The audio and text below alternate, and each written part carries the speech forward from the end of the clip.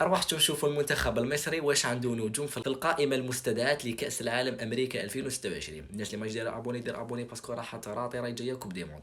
أول لاعب وأبرزهم مرموش لاعب مانشستر سيتي حاليا، ولاعب فرانكفورت سابقا وكان شاعل بزاف، بصح راكم عارفين بيب غوارديولا طفاه في السيتي كما طفاه حبيبنا أخونا أيت نوري.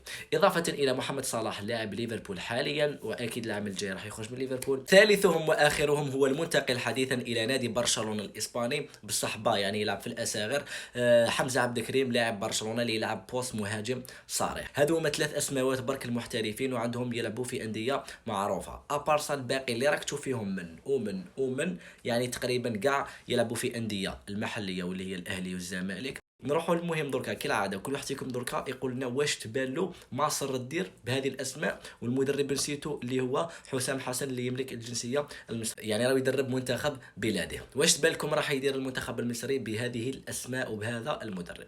خلونا عليكم في صندوق التعليقات. مور هذه لا فيديو ان شاء الله راح نبارطاجي معكم قائمه المنتخب السنغالي اللي طلقها اليوم، والعاقبه لقائمه المنتخب الوطني الجزائري الشقيق.